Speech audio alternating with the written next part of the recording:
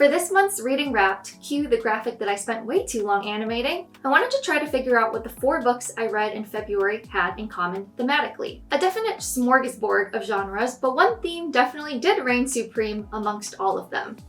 Strained parent-child relationships. Let's start with A Visit from the Goon Squad, which, by the way, doesn't have a single nice-looking cover. Like, why are they all so ugly? The book is a set of 13 interlocking narratives featuring connected characters. The stories range in tone from tragedy to satire to PowerPoint. Yes, PowerPoint. And that's actually where we're going to find February's theme. The chapter of slides is called Great Rock and Roll Pauses and is written by 12-year-old Allison Blake. Allison's younger brother Lincoln is obsessed with silences and rock songs, and their father Drew just doesn't seem to get it. What is it? Allison overhears their dad whispering to their mom. Should we be encouraging this? How is this helping him connect to other kids? Why not try to divert him onto something else? Drew, unable to understand his son, eventually explodes in frustration. A long silence follows. Then, an immediate apology, but Lincoln has already run to his room. Later, father and daughter go on a walk.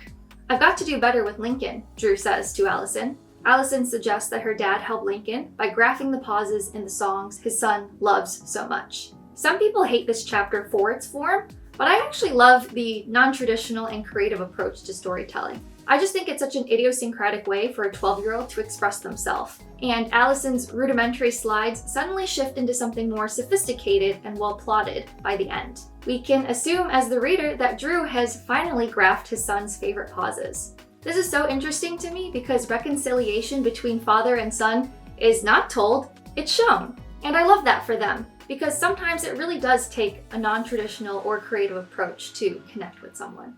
I also really like the slides because they took up like 150 pages of the book, which helped me finish in time for book club after I had pushed back the meeting once already. The Spindle of Fate was gifted to me by a friend, written by said friend's sister. It also features a 12-year-old, which I just realized. Her name is Aimee Huang, and she is on a journey to rescue her mother from the Chinese underworld. Her mom may be dead or perhaps wrongfully trapped there. The adventure is action-packed and full of very creative descriptions of hell, but what really gnawed at my heart was that Evie's determination was directly proportional to the guilt she felt in disliking her mom when she was still alive.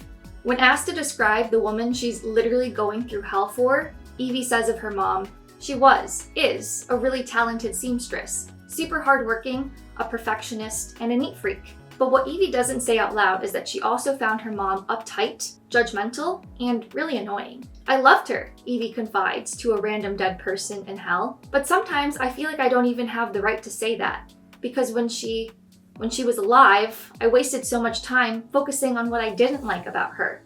In response, the dead person says, "You can love your mom, even if you knew she had her flaws. In fact, the way I see it, that's really the only way you can love anybody." Oof, dead person spitting bars. So far, we've looked at things from the child's perspective, but Borne shifts us to the parents. Rachel, a scavenger in a biotech ruined city, one day stumbles across Borne, a bizarre shape-shifting creature who she takes in. Rachel's partner Wick, suspicious of what Borne really is, insists on dealing with him before it's too late. Rachel refuses, however, and with a mixture of both affection and caution decides to raise Borne on her own, creating a rift in her relationship with Wick. As she cares for Borne, Rachel reflects on her own parents, how they protected her as the world around them collapsed. My parents had been actors in roles, and the roles were to be my father and mother. In private, they must have let down their guard and expressed their doubts, their fears, the extent of their despair. But because of me, there were whole eternities of hours each day where they had to pretend otherwise. And how I wish I could go back and tell them not to do that all I wanted to see was their true selves.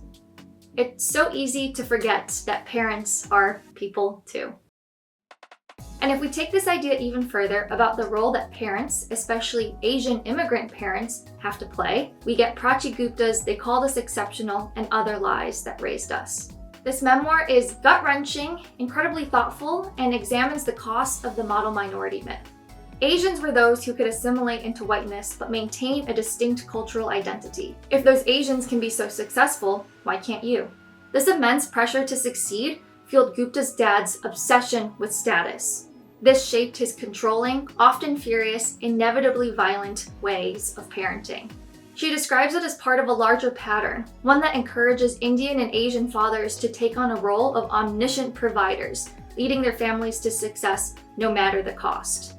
To navigate those pressures, Prachi and her brother learned to repress their feelings and forge onward, as Dadaji did, as Papa did, as their mother did. None of us knew that this very survival tactic compounded our pain.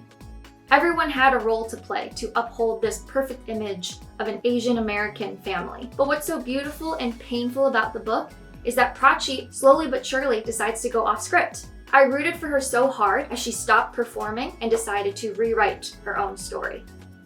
That was kind of an emotionally charged and slightly depressing reading wrap-up, but life be like that sometimes, I guess. Personally, I've struggled with my own relationship with my parents, and one day I do want to become a parent myself. Engaging with this month's recurring theme helped me expand my thinking on these sometimes tough familial relationships. As for my year-to-date stats, that puts me at 7 books completed so far, right on track for my reading goal. Next month, I have the 6th Harry Potter book to finish, which I didn't get to in February. A Room with the View. I hear the movie's incredible, and I actually haven't read that much classic English literature, so I'm excited for this short one. And then finally, 4,000 Weeks Time Management for Mortals. Hopefully this doesn't make me want to die, which is I don't know, that kind of goes against the title, but this could be really meaningful or really scary. As always, thank you so much for watching. Don't forget to like and hit subscribe. I can't believe I'm saying that. And I hope to see you next month on Emily Read This. Bye!